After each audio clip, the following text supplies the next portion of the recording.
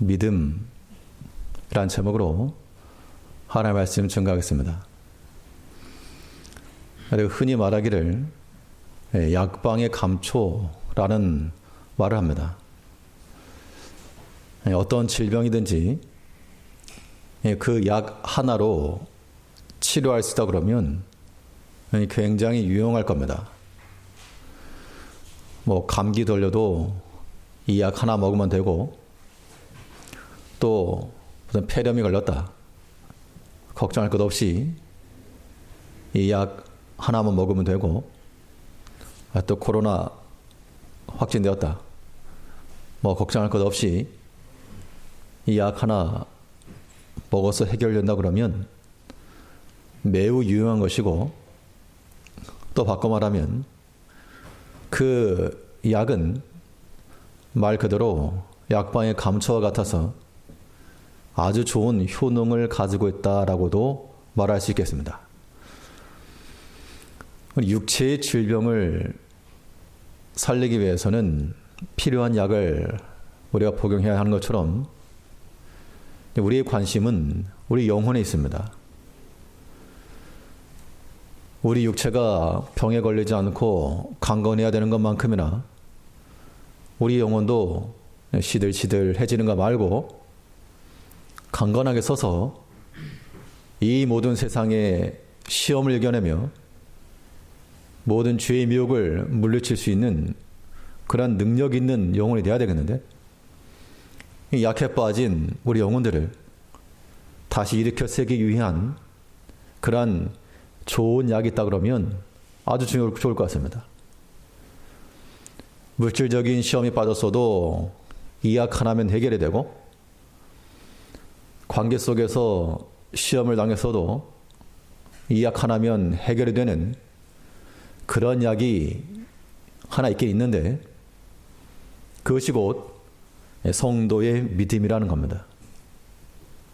그래서 이 믿음은 우리로 하여금 모든 위기에서 벗어나게 하며 우리 영혼을 고쳐서 하나님 앞에 바로 세우게 한다는 겁니다. 그러면 도대체 이 믿음에 어떠한 효능이 있길래 우리를 살리는가? 또 우리가 이 믿음을 대할 때 무엇을 기대하며 이 믿음을 취해야 될 것인가? 오늘 본 말씀을 통해서 살펴보도록 하겠습니다. 첫째로, 믿음은 지불된 값입니다. 믿음을 쓴다는 것은 이미 값을 지불한 것이므로 그것은 곧 우리의 소유다, 그 이야기입니다. 오늘 본문에서 말하는 바, 우리의 믿음을 가지고 있으면 믿음 자체가 우리에게 주어질 실상은 아니지만 곧 실상으로 다가갈 것이다. 그럼 이제 우리는 이 믿음을 어떻게 여기셔야 되는가 하면 마치 화폐와 같은 그런 심정을 가지고 믿음을 다루어야 됩니다. 오늘 본문 11장 1절에서 믿음은 바라는 것들의 실상이요 보지 못하는 것들의 증거니, 이 믿음을 가리켜서 실상이다 라고 이렇게 말했는데요. 고급 자동차가 있다고 한번 가정해 보겠습니다. 가격 얼마인고 하니 한 1억쯤 하시고 1억짜리 자동차가 하나 있는데, 그러면 내가 실질적으로 타고 다니는 것은 자동차를 타고 다니죠. 하지만 우리가 지불하는 것은 1억 원이라고 하는 그 값을 지불하는 겁니다. 여긴 종이조각이라고 같은 한낱 종이에 불과하지만 1억이라고 하는 수치가 담겨진 화폐를 건네면 그에 상응하는 실물을 얻는 겁니다. 이 믿음이라고 하는 것이 마치 그와 같다는 겁니다. 그래서 우리가 이 믿음을 대할 때는 맨날 하는 소리다가 아니고 마치 화폐와 같이 좀 더 경박스러운 말로 하면 돈과 같이 여기셔야 한다는 겁니다. 우리나라에서 통용되는 화폐가 있고 미국이나 일본에서 통용되는 화폐가 있습니다. 각 나라마다 통용되는 화폐가 있는 것처럼 미국 가가지고 물건 사면서 아무리 신사임당 내밀어 봐야 받지 않을 겁니다.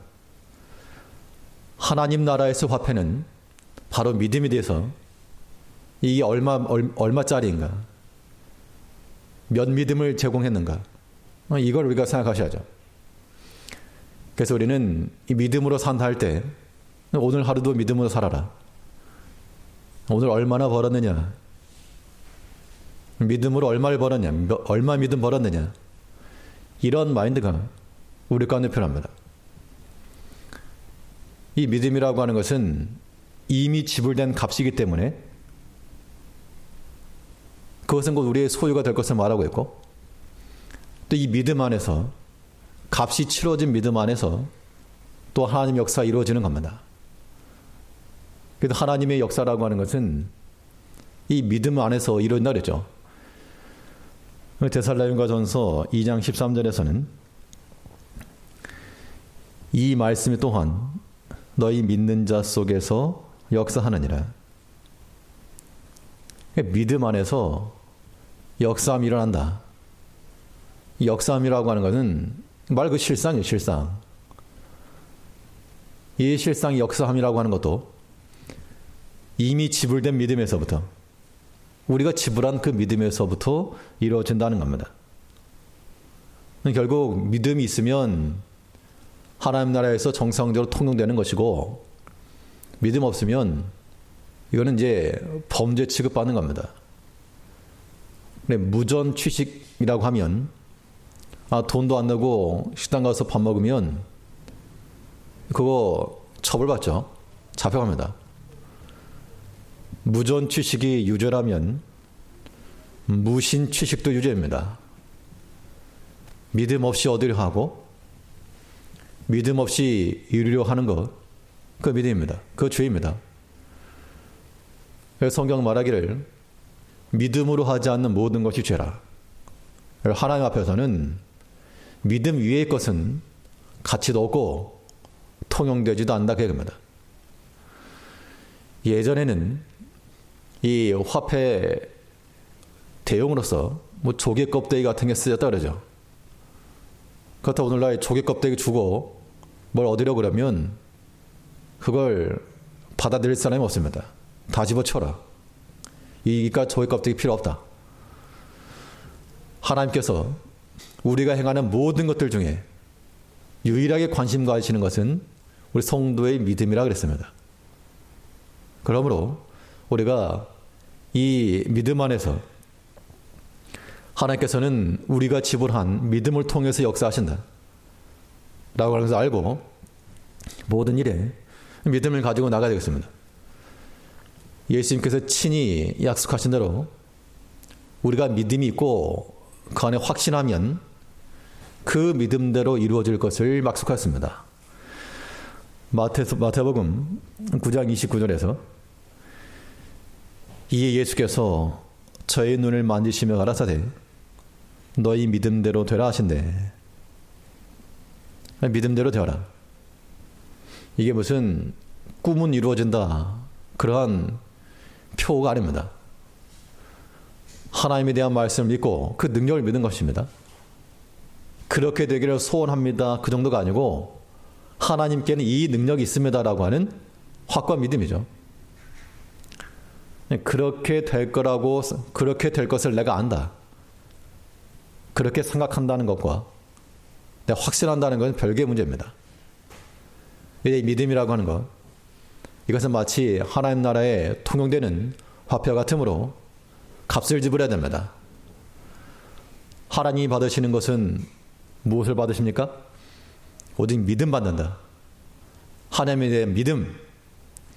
이 믿음이라고 하는 것이 개별적으로 내가 무슨 시험을 통과하고 아니면 100점을 맞고 아니면 뭐에 성공하고 그런 개별적 사안에서만의 믿음이 아니고, 우리는 그런 개별적인 것을 가지고 구하지만 하나님께서 기대하시는 믿음이라고 하는 것은 우리 원하는 것을 얻어도 하나님 앞에 감사하는 것이고, 설령 그렇지 않다 할지라도 하나님께 감사하며 하나님의 뜻이 이루어질 것을 기대하고 나가는 것, 이것이 하나님이 바라시는 믿음입니다. 그 믿음이야말로 역사하는 믿음이요, 또한 허상을 실상으로 바꿔나가는 믿음입니다. 그러니까 어떻게 보면 이 믿음이라고 하는 것은 좀 어떻게 보면 답이 없는 겁니다. 하나님 외에는 답이 없고, 뭐 내가 어떻게 할 줄 모르겠지만 하나님께서 도와주실 것을 믿고, 앞으로 어디로 가야 될지 모르지만 하나님께서 지켜줄 것을 믿고, 그 설명할 수 없는 설명, 그것이 곧 우리 성도의 믿음이라는 겁니다. 이제 믿음으로 하지 않는 것은 죄라. 믿음으로 하지 않는 것은 마치 무전 취직인 줄 알고 그러한 일을 행하지 아니하도록 모든 일에 믿음을 쓰고, 오늘 하루 내가 몇 믿음을 벌었는가, 그 믿음 얻은 것을 기뻐하며 즐거우며 살아가는 의리가 되어야 합니다. 이 믿음이라고 하는 것이 지불된 값이라 그러면 응당 우린 그 믿음을 기대하고 소망해야 됩니다. 요즘 택배들 많이 하죠. 시키죠. 인터넷으로나 온라인상으로 주문을 해서 결제가 끝나면 이제 곧 도착합니다. 그러면 이제 곧 도착할 것을 기대하는 사람은 이제 기다리겠죠. 우리 믿음이라고 하는 것이 그냥 그렇다더라 정도가 아니고 그것이 확신하다는 것을 우리가 아는 겁니다.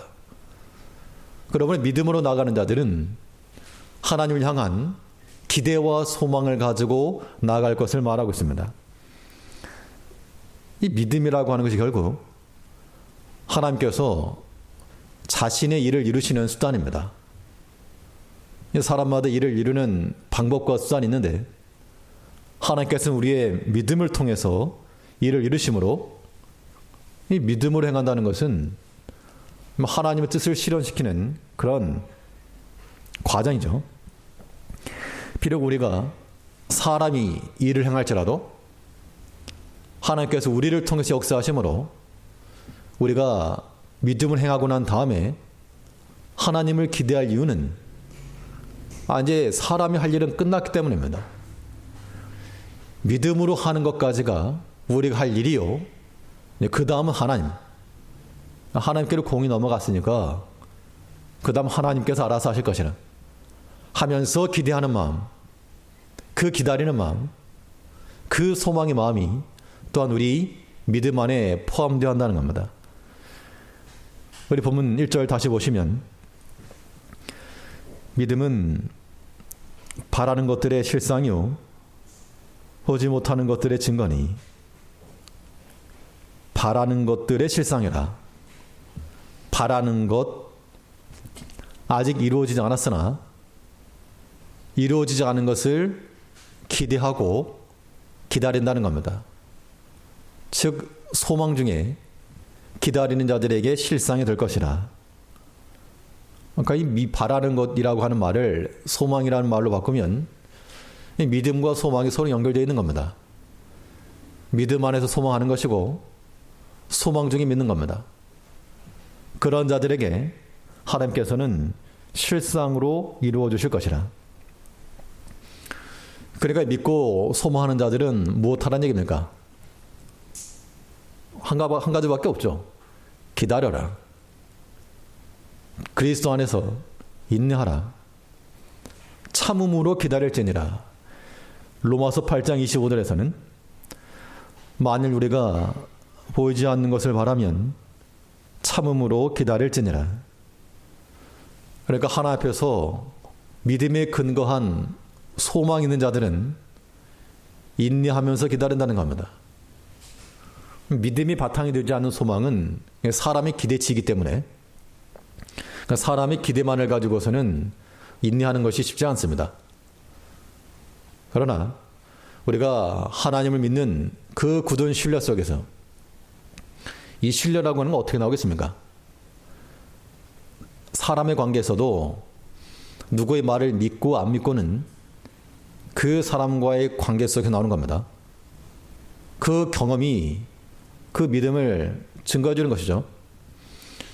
저 사람과 교제를 해보니까 말하는 것이 허풍이 많고 또 자기 중심이고 이 말 돌려치기 잘한다.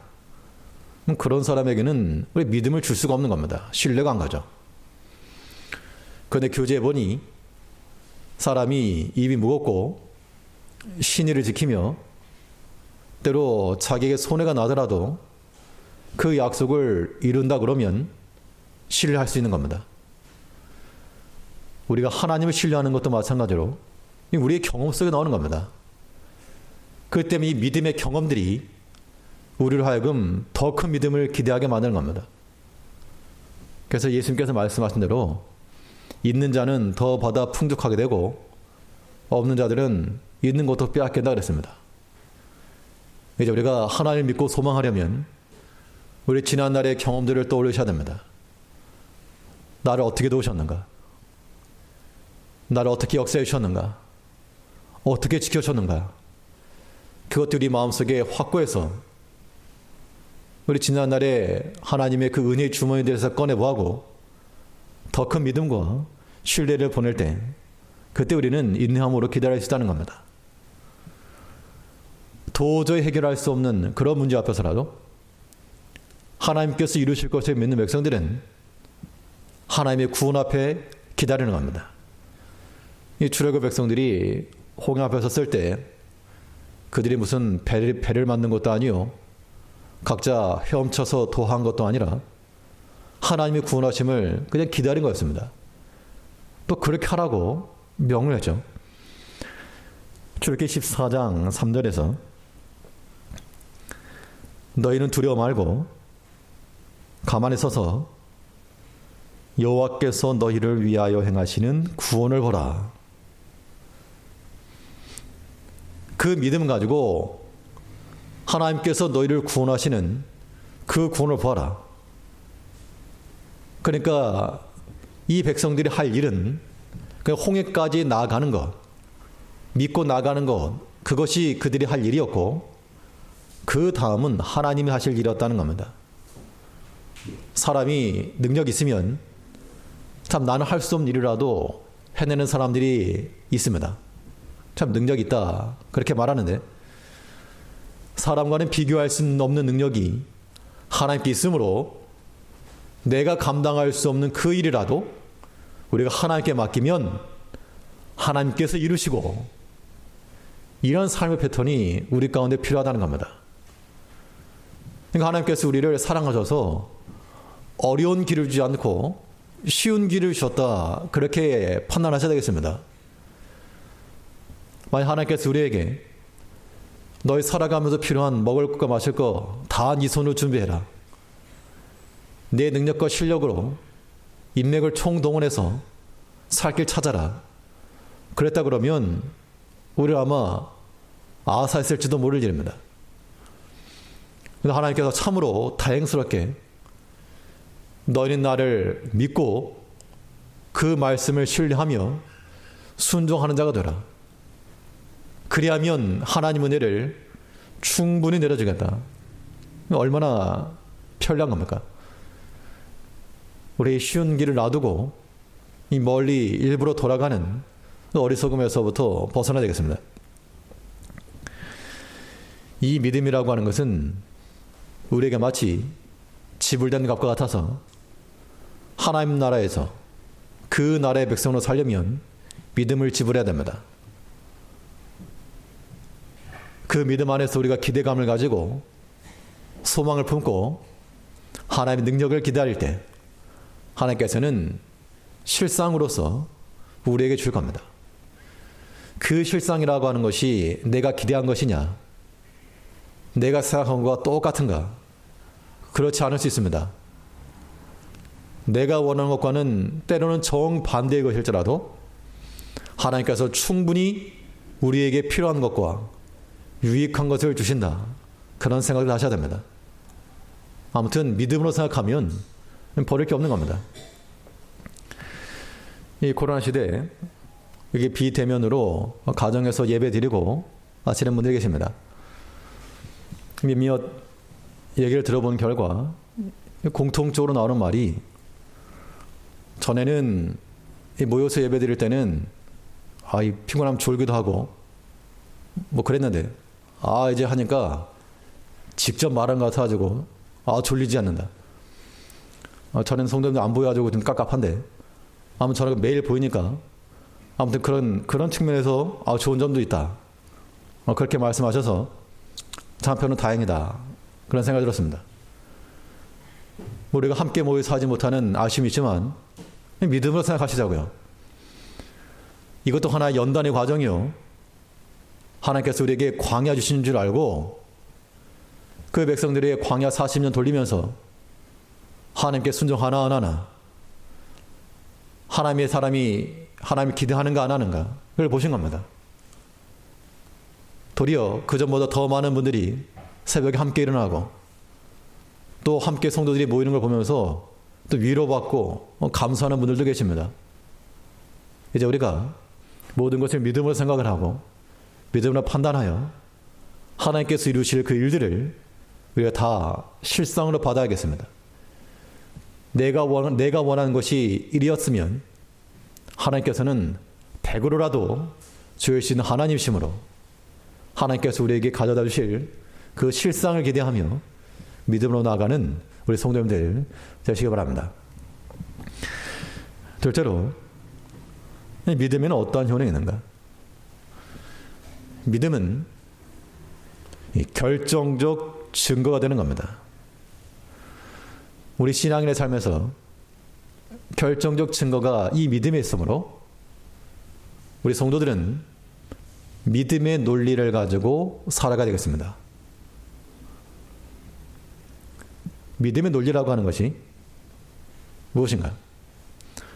오늘 본문 1절 다시 보시면 히브리 11장 1절에서 믿음은 바라는 것들의 실상이요 보이지 않는 것들의 증거니. 보이지 않는 것의 증거라. 보이지 않기 때문에 우리가 뭐라 말할 수 없지만 증거랍니다. 증거이므로 그건 확실한 것이죠. 우리의 믿음으로 나가면 뭐라 설명할 수 없지만 설명이 된다는 겁니다. 이러한 믿음의 논리가 우리 마음속에 불이 박혀 있을 때 이 믿음 안에서 우리가 굳게 서는 것이고 또 하나님의 일을 온전히 이루어갈 수 있는 겁니다. 그래서 어떤 결정이나 판단에 앞서서 사람의 경험과 지시로서가 아니고 믿음 안에서 판단해야 될 이유가 바로 여기 있는 겁니다. 때로 우리가 혼란스러울 때, 때로 사람의 생각을 앞설 때라도 깨닫고 돌이켜 하나님께서 주신 그 믿음 안에서 선택해 나가는 것, 그 믿음의 논리를 써야 됩니다. 그러니까 사람의 논리라고 하는 것과 믿음의 논리가 때로는 상충됩니다.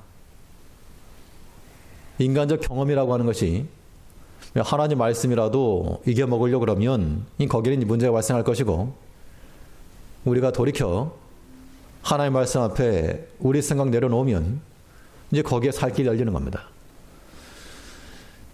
베드로가 예수님을 만났을 때 그의 한평생의 경험을 가지고 밤이 맞도록 수고한 것이 없었지만 어떻게 했다 그랬습니까? 누가복음 5장 5절에서 내가 밤이 맞도록 수고를 하였을 때 얻은 것이 없지만은 말씀에 의지하여 내가 그물을 내리리다. 말씀에 의지했다라고 하는 것이 우리 성도의 논리가 되어야 한다 그 얘기입니다. 이 믿지 않는 세계에서는 가히 생각할 수도 없는 그런 말 그대로 신의 한 수가 하나의 말씀을 따라 그 말씀의 논리를 가지고 내려가는 겁니다. 그러니까 이런 백성들이 복이 있는 겁니다. 왜 신앙생활 하다 보면 가끔 눈에 보이는 그런 경우가 있는데요. 어떤 판단의 순간에 육신적인 것, 인간적인 것 놓치기 싫어서 참 머뭇머뭇거리는 그런 경우가 있고, 또 어떠한 경우는 확고하게 이건 하나님 허락지 않으신 거니까 나 아쉬워도 하지 않는다. 분명히 하고 나가는 사람이 있는데 신앙적 관점에서 봤을 때 머뭇거린다는 거 참 안타까운 일입니다. 하나님께서 우리에게 분명한 길이 여기 있는데, 하나님께서 분명히 약속하신 바가 여기 있는데 그 얼마 되지 않는 네 지식을 가지고, 얼마 되지 않는 그 경험을 가지고 하나님의 약속을 판단하려 하는가? 이게 좀 어리석은 거죠. 경험 많은 그런 어른들 눈에 보았을 때 어린 아이들 행하는 모습이 다 눈에 뻔히 보입니다. 어떻게 알았어요? 하지만 눈에 다 보이는 거죠. 이제 우리가 그 하나님의 마음을 가지고 우리가 뭘 숨기려고 그래도 어디다 숨기는지 뻔히 보이는 겁니다. 예전 수학여행이나 체험학습 같은 거 하면 보통 이 휴대전화 아이들이 막 숨겨오고 게임기 숨겨가고 이렇게 할 때 하는데, 한번 순찰을 돌면 눈에 뻔히 보입니다. 베개 밑에 들어가 있고 이불 속에 들어가 있고 벽창 속에 들어가 있고, 몇 번만 들춰보면 다 나와주고 딱 수거 가능한데, 우리의 그 지식과 생각이 아무리 깊다 해도 하나님까지 넘을 수 없는 겁니다. 이제 우리가 하나님께서 말씀하신 그 논리를 따라서 말씀에 의지하여 내가 행하였습니다. 그러니까 자기 생각 내려온다는 게 쉽지 않습니다. 사실은 둘러보면 그 고집이 때로는 자기 길을 막는 경우도 있죠. 자기 생각 내려놔야 됩니다. 사도행전 4장 18절에서는 하나님 앞에서 너희 말 듣는 것이 하나님 말씀 듣는 것보다 옳은가 판단하라.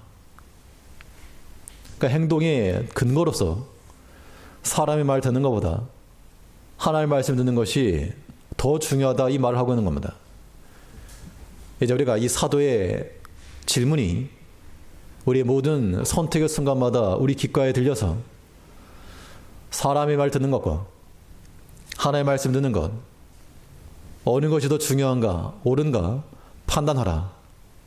그 바른 판단력 안에서 행할 줄 아는 그런 성도들이 되어야 되겠습니다. 그러면 이 믿음이라고 하는 것이 우리 삶에 있어서의 그런 결정적 증거라고 한다면 우리가 취할 그 다음 액션은 어떤 증거를 잡았으면 어떻게 합니까? 그 증거를 가지고 풀어가야죠. 우리 마땅히 이 믿음으로서 답을 찾아가야 됩니다. 믿음이라고 하는 것이 우리의 결정적 증거고 하나님께 좋은 힌트 주신 겁니다. 고민하고 있을 때요, 막 사람의 생각이 많아질 때 하나님께서 우리에게 말씀으로서 믿음의 힌트를 주시면 그 힌트에서부터 출발해야지 그냥 엉뚱한 거 찾으면 계속 얽히는 겁니다.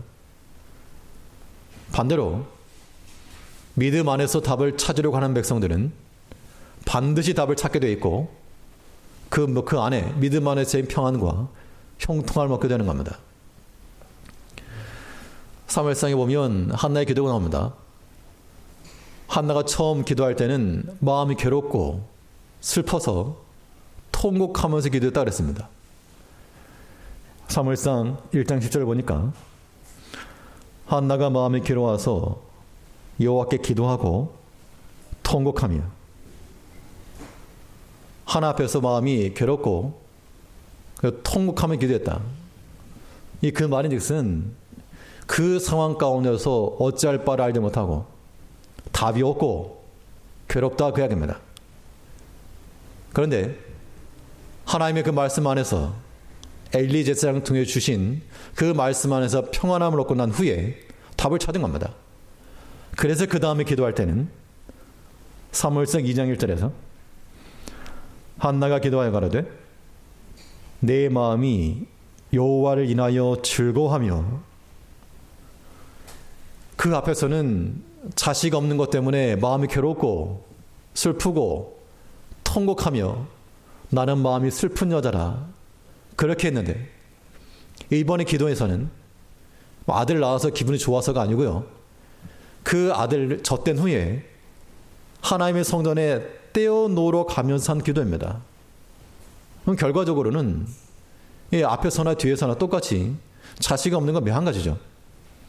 그러나 그 믿음 안에서 답을 찾았기 때문에 내 마음이 여호와로 인하여 즐거워하며, 이것은 오늘날도 믿음 안에서 답을 찾은 모든 성도들의 공통된 특징입니다. 우리가 어떤 일이건 마음이 복잡하면 밥맛도 다 떨어지고 힘이 많이 빠집니다. 그런데 믿음 안에서 우리가 확신을 가지고 이거다, 답을 찾게 되면 그 다음에 마음이 평안해지는 겁니다. 그래서 우리가 이 답을 찾으려면 한 번에 보이지 않으니까 자꾸 봐야 됩니다. 믿음의 눈으로 자꾸 봐야지만이 보이는 겁니다. 숨은 그림 찾기 같은 게 있죠. 그러면 얼핏 보면 어디 있는지 모르겠는데 가만 보면 저기 지팡이 들어가 있고, 가만 보면 저기 가위가 하나 그려져 있고, 이 믿음으로 자꾸 보는 것도 마치 이와 같은 겁니다. 믿음이 우리의 결정적 증거이므로 믿음 안에서 잘 찾아보면 반드시 그 옆에 있다는 겁니다. 믿음으로 본다는 것은 우리 영적 안목이 열리는 것이죠. 하나님께서 우리에게 믿음으로 보게 하실 때까지 그 말씀을 묵상하고 집중하는 게 필요합니다. 그럼 실제로 사람의 눈에 보이지 않는 것일지라도 믿음의 눈을 보인다는 겁니다. 이것이 곧 믿음이 갖는 능력입니다.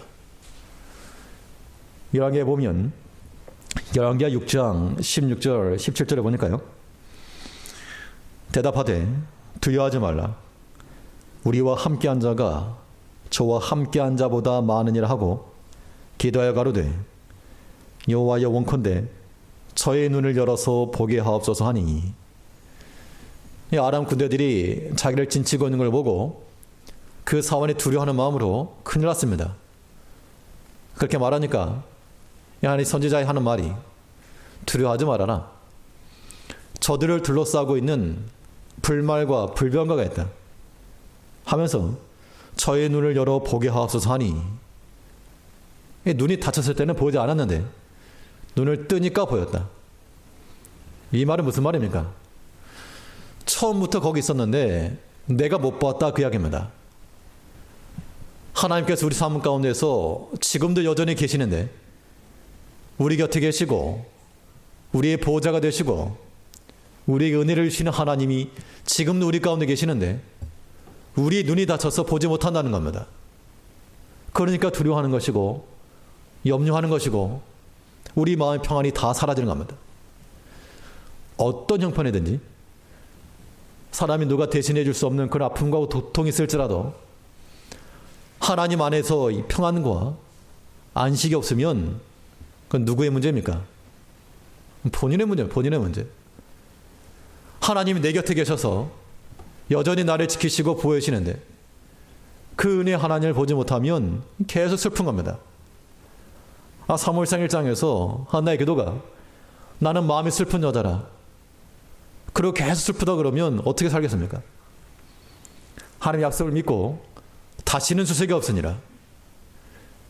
똑같이 자식이 없는 그런 상황에 처했어도 그의 기도 속에 내 마음이 여호와를 인하여 즐거워하며, 이제는 자식이 있고 없고의 문제가 아니고 여호와를 인하여 즐거워한다. 내 육신의 아픔과 고통, 누가 대신할 수도 없는 고통일지라도 그게 문제가 아니고 내 마음이 여호와를 인하여 즐거워한다. 하나님께 다 맡기면 마음 평안이 임하는 겁니다. 하나님께 맡기지 못하고 내가 걱정하려고 하니까 이것도 염려가 되고 저것도 걱정되는 겁니다. 우리 영혼의 해로움입니다. 하나님 앞에 다 맡기시고 하나님 앞에서 평안을 얻어야 됩니다. 그러면 이 기도함을 통해서 이 믿음을 가지고 답을 찾아가는 과정에서 이 공통된 특징이 하나 있었는데요. 한나도 그러하고 엘리사와 그 사환도 그러하고 그 특징이 무엇인가 하니까 기도하여 가로되 했습니다. 한나가 기도하여 가로되 내 마음이 여호와를 인하여 즐거워하며, 또한 그 선자가 하기를 기도하여 가로되 그의 눈을 열어 보게 하옵소서. 우리가 믿음으로 답을 찾아가려고 하면 반드시 동반되어야 될 것이 바로 하나 앞에 기도하여 가로되. 답을 찾는 게 우리는 눈 뜨고 찾는 게 아니고 눈 감고 찾는 겁니다. 기도하여 찾는 것이죠. 하나님께서 우리에게 실상으로 주실 것을 예비하셨더라도 우리가 뭐 할 것을 요구하셨습니까? 그래도 구하여야 할지라. 내가 너희에게 은혜를 베풀기로 약속을 했어도 그래도 구하라. 이게 하나님의 요구입니다. 에스겔 36장 37절에서 나 주 여호와가 말하노라. 그래도 이스라엘 족속이 이와 같이 자기들에게 이루어 주기를 내게 구하여야 할지라. 그 포로기에서부터 돌이켜 그 약속의 땅으로 다시 돌아가게 하실 것을 약속을 했지만 선지자를 통해 하신 말씀이 그래도 그들이 직접 그들의 입을 열어 내게 구하여야 할지라 라고 말씀하신 겁니다. 그러므로 이 믿음 안에서 답을 찾고 마음의 평안함을 원하는 백성들은 기도하면서 답을 찾아가야 되겠습니다. 하나님께서 이미 우리에게 믿음 안에서 힌트를 줬기 때문에 결정적 증거는 잡았으니까 그 증거 안에서 하나님께서 우리를 향하신 뜻이 무엇이며 우리를 위한 그 은총을 깨닫고 그 답을 찾아갈 줄 아는 지혜로운 하나님의 백성들이 되어야 되겠습니다. 대체로 이 믿음 안에 어떤 효능이 있는가? 믿음을 대할 때 어떤 마음을 가져야 할 것인가? 이 믿음에는 이 근본적 지식이 있다는 겁니다. 근본을 다스리는 것이 우리 믿음에 있는 겁니다. 근원적인 문제를 잡지 못하면 반복되게 되어 있습니다. 그러니까 우리는 무슨 일이건 이 믿음의 기반에서부터 출발해야 됩니다. 우리 본문 히브리 11장 3절에서는 믿음으로 모든 세계가 하나님의 말씀으로 지어진 줄을 우리가 아나니 보이는 것은 나타난 것으로 말미암아 된 것이 아니니라. 보이는 것은 나타난 것으로 말미암아 된 것이 아니다. 이 말이 무슨 말인가 하면 보이는 것은 보이지 않는 것에 의해서 지탱되고 있다 그 이야기입니다. 어떻게 보면 당연한 이야기입니다. 이 건물 안에 있지만 이 건물 눈에 보이는 것만 다가 아니라 이 벽 뜯어보면 그 안에 기둥들이 있고 그 위에 지나가는 뭐 배선이 있고 관이 있고 그런 것들이 이 눈에 보이는 것들을 지금 지탱해주고 있다는 겁니다. 그러니까 중요한 것은 눈에 보이는 것만 중요한 게 아니고 지탱해주는 것이 더 중요한 것이죠. 사람의 몸도 겉으로 보이는 이 외면만 중요한 게 아니고 그 내면에 있는 사람의 장기와 혈관과 혈액과 이것이 없다 그러면 보이는 것은 유지될 수 없다는 겁니다. 그와 같은 이치로 이 눈에 보이는 모든 세상은 보이지 않은 영적인 세계에서 지탱되고 있다 그 이야기입니다. 그러니까 중요한 것은 겉에 보이는 세상이 아니라 그것을 유지케 하는 하나님 나라의 질서요 영적인 원리라 그 이야기입니다. 그때 우리가 이 믿음의 근반에서 이 보이지 않는 것들을 또 보며 믿음으로 봐라. 믿음으로. 저 벽 속에 아무것도 안 보이지만 아예 볼 줄 아는 안목인 사람은 저 안에 뭐가 들어있고 관에 들어가고 다 보이는 겁니다. 그래서 우리가 아는 지식은 믿음으로 아는 지식이라고 그랬습니다. 믿음으로 아나니 믿음으로 아는 그 지식을 통해서 모든 근본적 출발점이 하나님 아는 그 믿음, 하나님을 경외하는 그 믿음 여기서부터 나타나야 됩니다. 어떤 행실이건 내가 믿은 거로 말한다. 내가 믿은 거로 행동한다. 이건 사도들이 했던 그런 삶의 패턴입니다. 고린도후서 4장 13절을 보니까 기록한 바 내가 믿는 거로 말하였던 것 같이 우리가 같은 믿음의 마음을 가졌으니 우리도 믿는 거로 또한 말하노라. 그들의 말과 모든 행실이 그들의 배운 지식과 그 경험에서 나오지 않고 내가 믿은 거로 말한다. 하나님을 믿은 거로 말하기도 하고 행동하기도 한다. 그 말씀하고 있는 것이죠. 이제 우리가 무엇인가를 배우기 위해서는 책을 통하기도 하고 때로는 다른 배우기도 하겠으나 가장 중요한 지식은 믿음에서 나오는 지식입니다. 하나님 믿는 그 믿음에서부터 우리가 모든 일을 시작을 하고 믿는 거로 말하며 믿는 거로 행하여 하나님께서 이루시는 그 일들에 동참해 나가야 됩니다. 믿음이라고 하는 근본적 지식이라면 우리는 당연히 그 근본에 머물러 있을 수가 없죠. 그 근본에서부터 더 나아가 그 믿음의 장성함을 이루어야 될 것이 또한 성경적인 요구입니다. 본문 11장 3절에서 보는 것처럼 믿음으로 모든 세계가 하나님의 말씀으로 지어진 줄 우리가 아나니 보이는 것은 나타난 것으로 말미암아 되는 것이 아니니라. 그러니까 보이는 게 다가 아니니까 이제 보이지 않는 것들에 대해서 인지하고 그런 것들을 알아가는 것이 지식이다 그 이야기입니다. 참으로 눈에 보이는 것만을 따라가는 것은 어린아이와 같은 겁니다.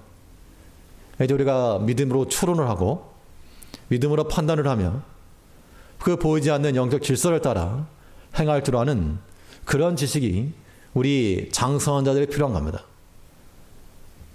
그래서 성경은 직접적으로 믿음 안에서 자라가라 그걸 권하고 있죠. 베드로후서 3장 18절에서는 오직 우리 주 곧 구주 예수 그리스도의 은혜와 저를 아는 지식에서 자라가라. 그러니까 멈춰있지 말고 하나님을 알아가는 글에 힘을 쓰라는 겁니다. 그럼 내가 많이 알고 있다 거기에 만족하지 말고 날마다 새롭게 깨달아가는 걸 중요한 겁니다. 우리가 아는 하나님에 관한 지식이라도 날마다 새롭게 참으로 하나님은 내게 은혜를 베푸시는 자요. 참으로 하나님은 내 아이 영혼을 지키시는 자요. 참으로 하나님은 내 필요를 채우시는 자요. 날마다 느낄 때 날마다 성장해 나가는 겁니다. 매일 동일한 음식을 먹으면서도 우리 육체의 생명이 연결 이어가는 것처럼 날마다 동일한 주의 말씀을 먹고 또 그것을 날마다 새롭게 여길 때 우리 영혼이 자라는 겁니다. 이제 하나님께서 우리 주신 이 믿음을 가지고 하나님 나라의 그러한 부유한 자가 되면 이 믿음 안에서 우리의 모든 답을 찾아가고 믿음 안에서의 그런 지식을 가지고 점점 그 원만한 부유함에 하나님의 그 광대하심에 이를 수 있는 믿음에서 자라나는 우리 모든 성도님들 되시길 바라겠습니다. 기도하겠습니다.